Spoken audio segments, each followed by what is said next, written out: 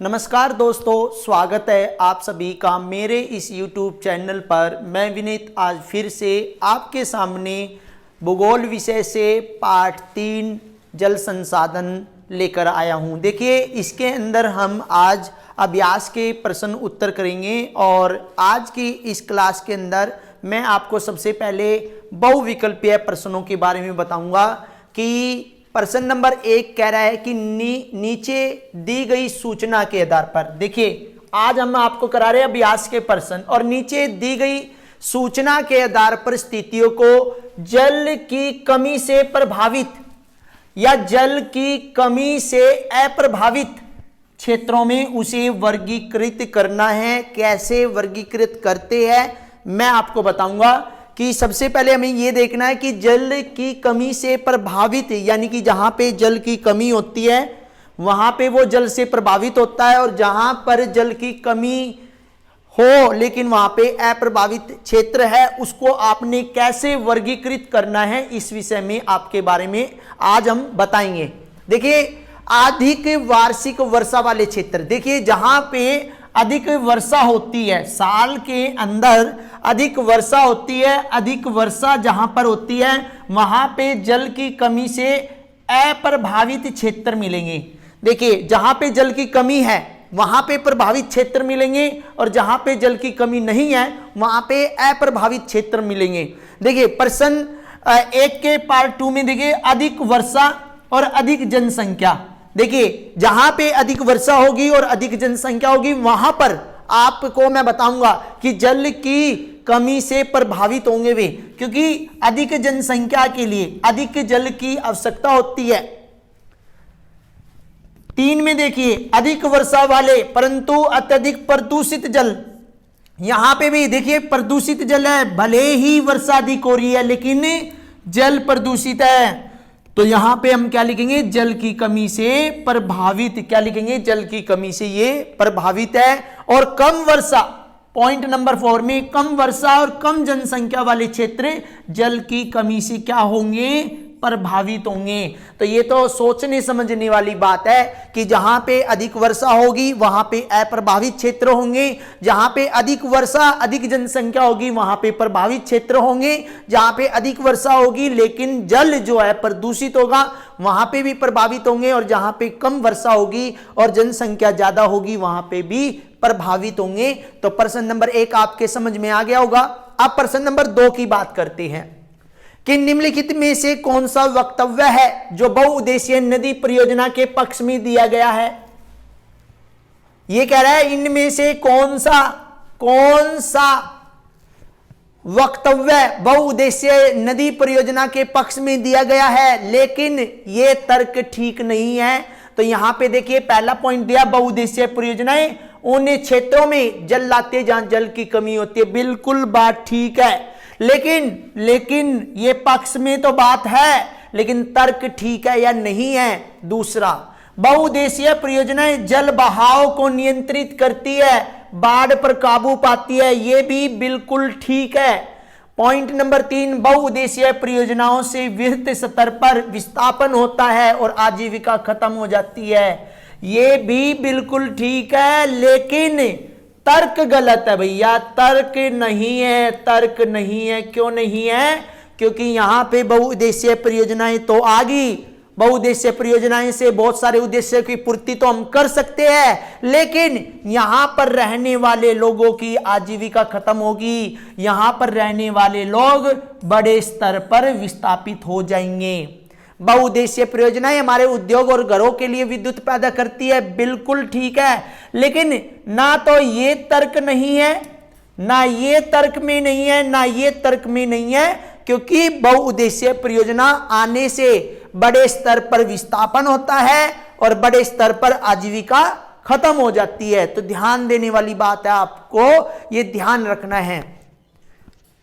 Part number 3, यहां कुछ गलत वक्तव्य दिए गए हैं। यहां पे क्या है, कुछ गलत वक्तव्य दिए गए हैं, इनमें से गलती पहचानिए और दोबारा लिखिए। देखिए, ये आपकी क्लास के लिए ज्यादा इंपॉर्टेंट तो है नहीं, लेकिन ये कह रहा है शहरों की बढ़ती जनसंख्या, शहरों की बढ़ती जनसंख्या, ये कह रहे हो कुछ वक्तव्य गलत दिए गए हैं और गलती को पहचानना है, दोबारा लिखना है, ये देखना है। तो शहरों की बढ़ती संख्या, शहरों की बढ़ती संख्या, उनकी विशालता, सघन जनसंख्या, शहरी जीवन शैली, जल संसाधनों के सही उपयोग में मदद की है। देखिए बिल्कुल तर्क ठीक नहीं है कि शहरों की बढ़ती जनसंख्या, शहरी जीवन शैली के कारण न केवल जल की बल्कि ऊर्जा की आवश्यकता में भी बढ़ोतरी हुई है। देखिए जितनी ज्यादा शहरीकरण होगा उतना ही जल की कमी होगी, जितना आपका औद्योगिकरण होगा उससे भी जल की कमी होगी, ऊर्जा की कमी होगी, अपितु इनसे संबंधित समस्याएं और भी गहरी हो जाएगी। ये आपको ध्यान रखना है।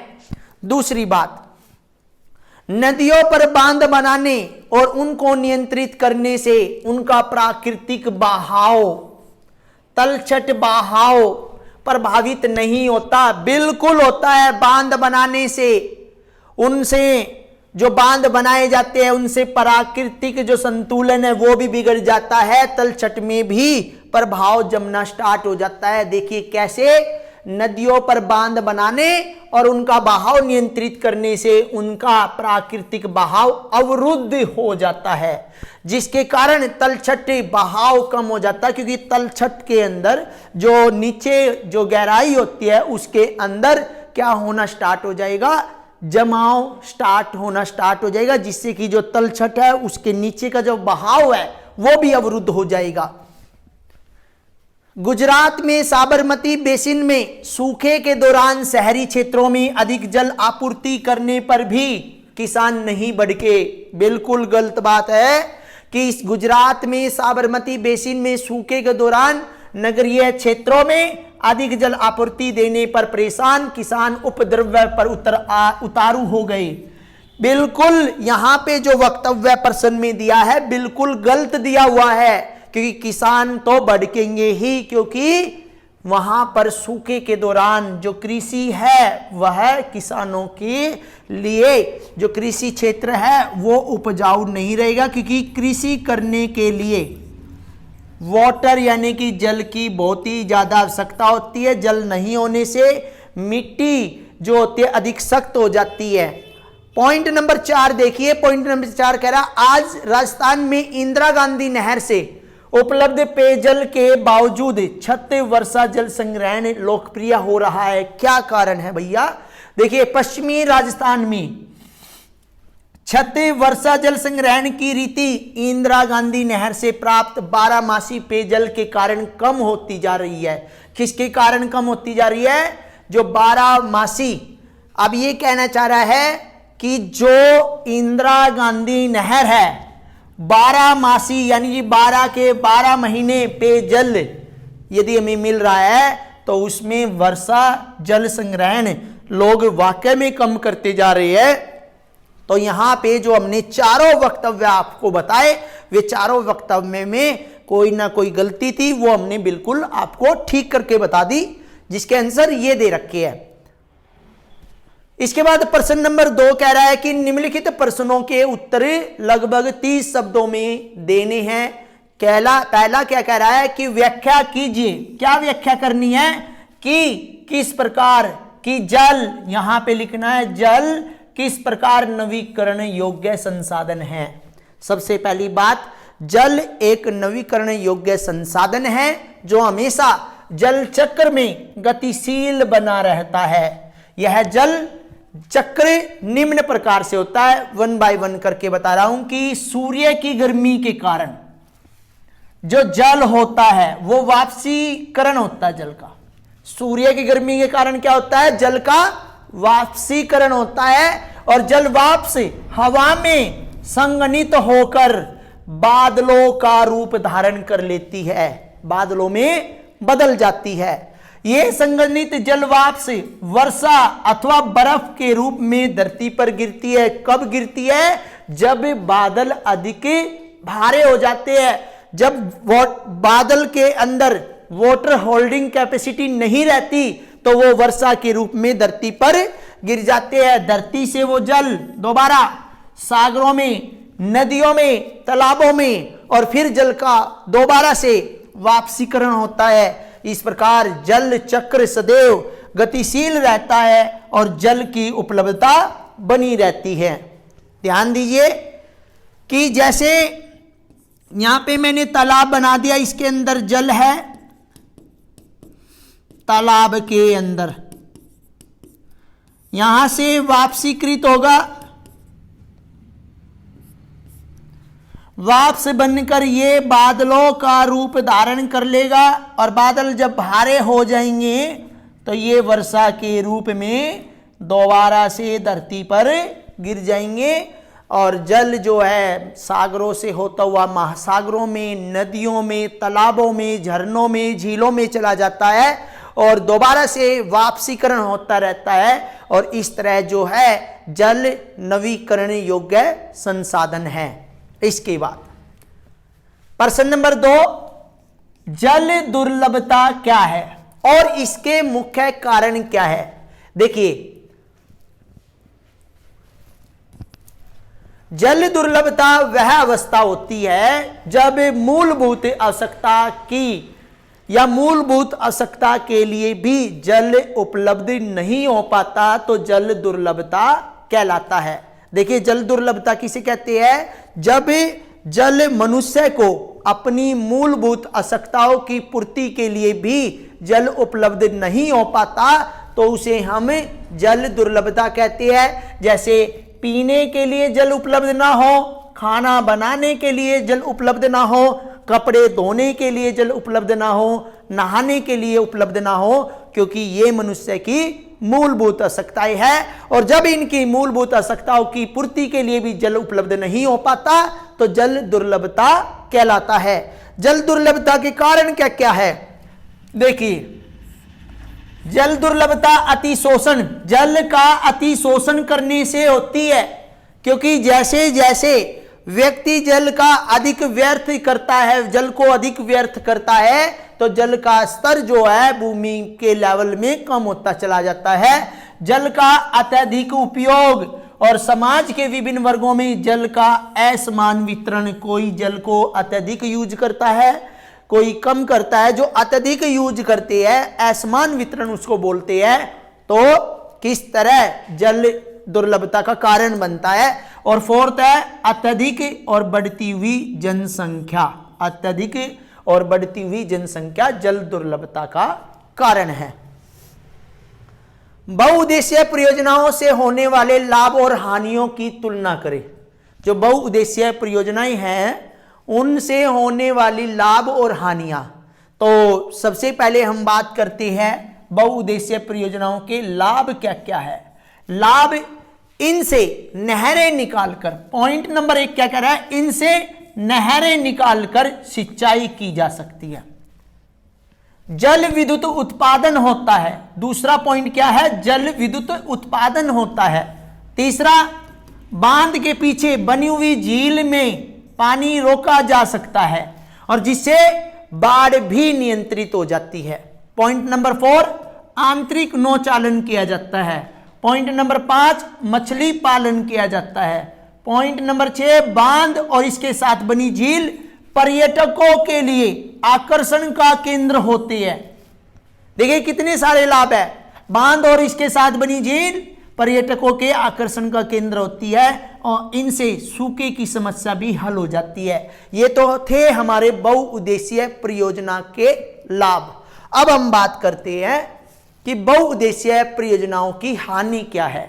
देखिए, नदियों का प्राकृतिक बहाव अवरुद्ध हो जाता है। ये हमने आपको पहले भी बताया कि जो नदियों का जो प्राकृतिक बहाव है वो अवरुद्ध हो जाता है, जिसके कारण तलछट बहाव कम हो जाता है, यानी कि नीचे गाद जमनी स्टार्ट हो जाती है और उससे क्या होता है? जल का बहाव कम होना स्टार्ट हो जाता है। और बांध से होने वाले लाभ राज्यों के बीच विवाद भी बढ़ाते हैं, यानी कि जैसे जैसे बांध से लाभ प्राप्त होते हैं तो दो राज्यों के बीच यदि बांध बना हुआ है तो वो एक विवाद का कारण भी बनेगा।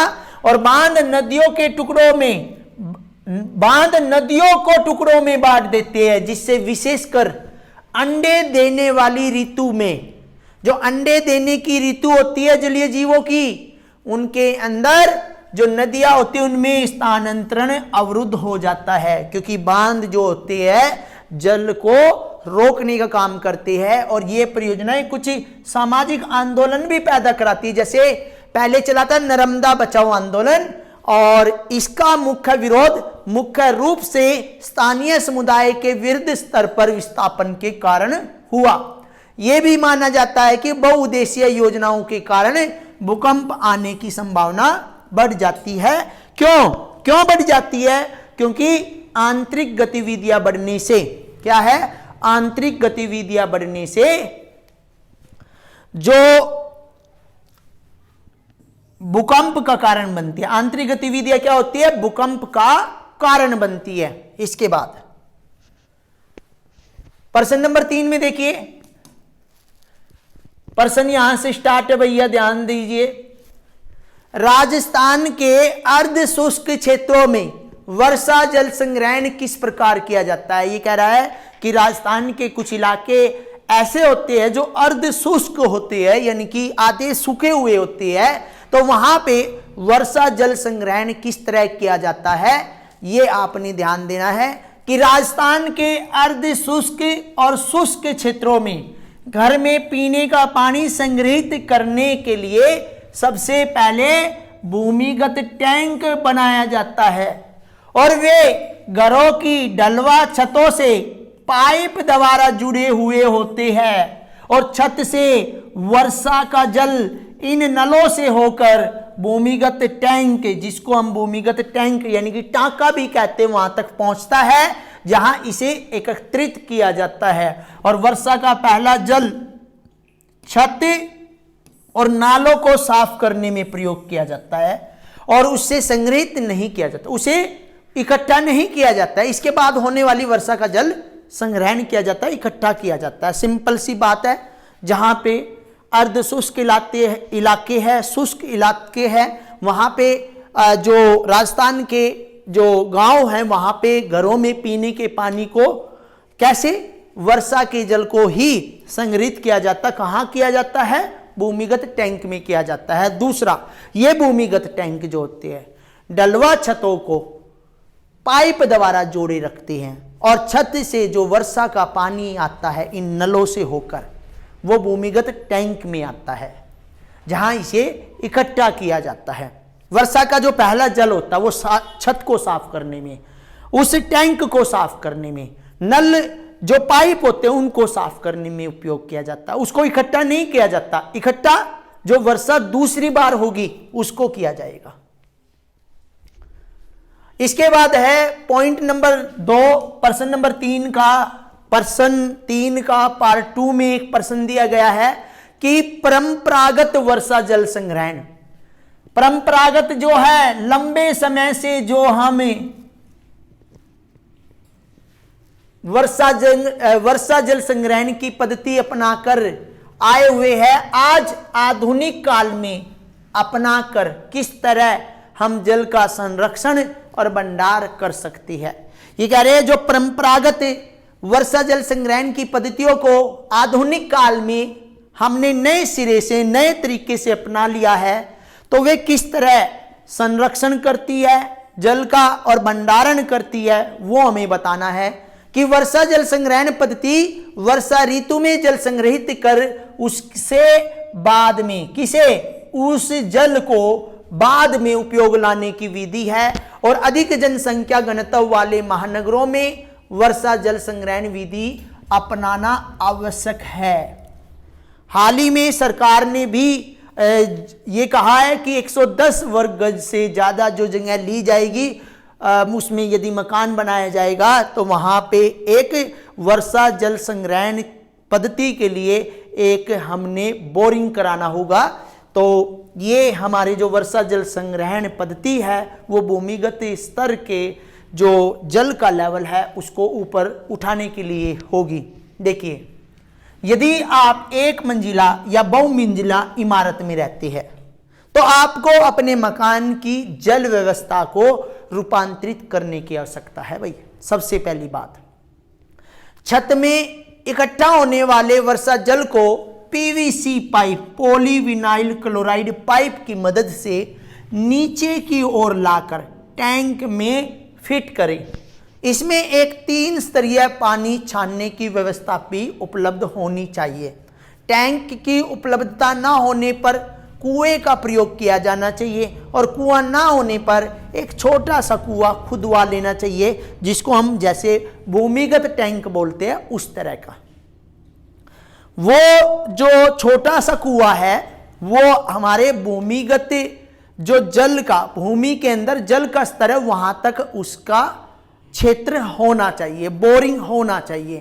कहने का मतलब ये है। तो परंपरागत तरीकों को न अपनाकर आज हम आधुनिक काल के जो तरीके हैं उनमें हम इस तरह जल वर्षा के जल को संग्रहित, संरक्षित और उनको हम इकट्ठा कर सकते हैं। अब बात करते हैं अभ्यास के प्रश्न। तो हमारे समाप्त हुए। अब परीक्षा उपयोगी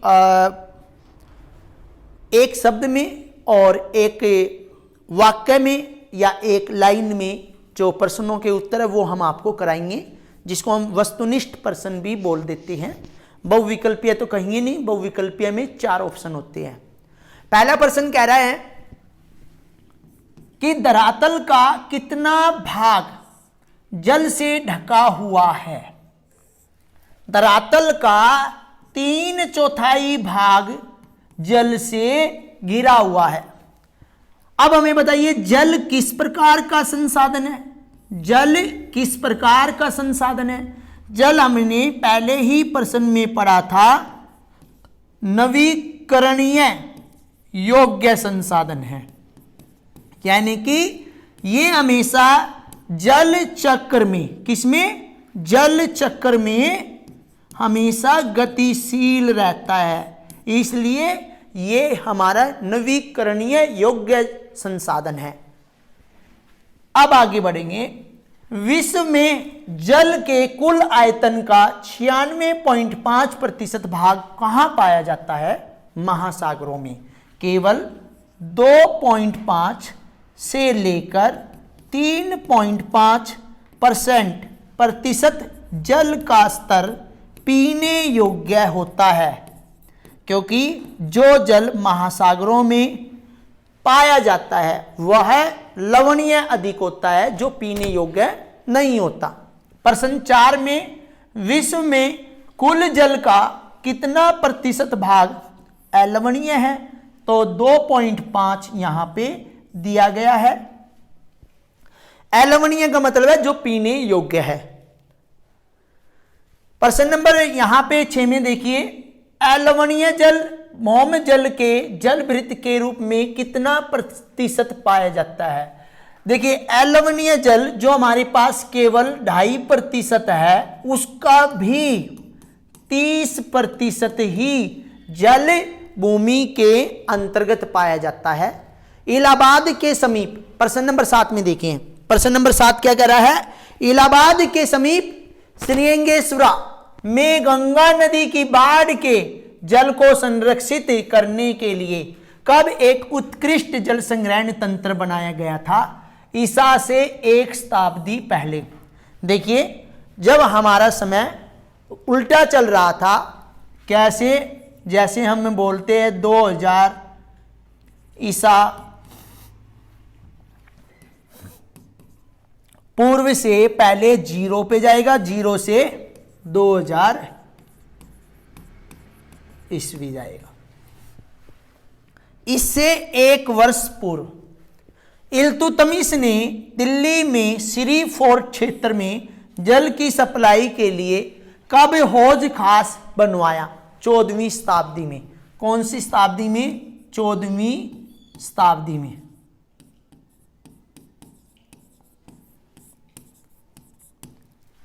जवाहरलाल नेहरू गर्व से बांधों को क्या कहते थे? आधुनिक भारत के मंदिर। आधुनिक भारत के मंदिर कहते थे।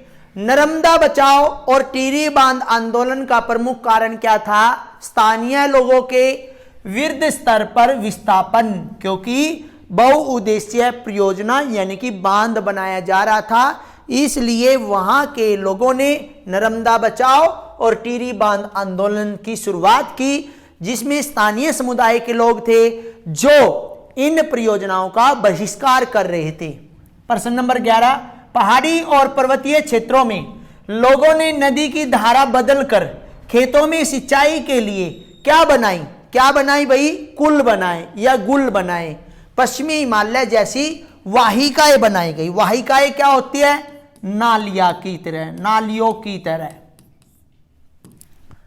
राजस्थान के जिले जैसलमेर में खादीन और अन्य क्षेत्रों में जोड़ किसके उदाहरण हैं? देखिए, जोड़ और खादीन जो है वर्षा जल संग्रहण के लिए किए जाती है।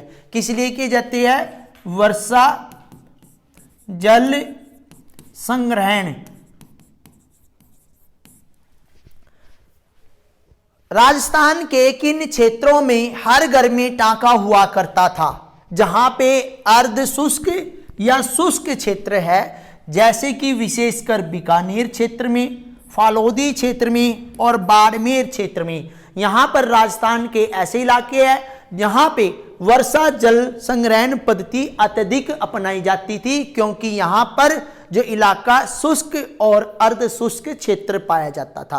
प्राचीन भारत में वर्षा जल संग्रहण के कोई दो उपाय बताइए। एक तो जोड़ होता था, खादीन होता था, टांका होता था, जहां पे वर्षा के जल को संग्रहित किया जाता था।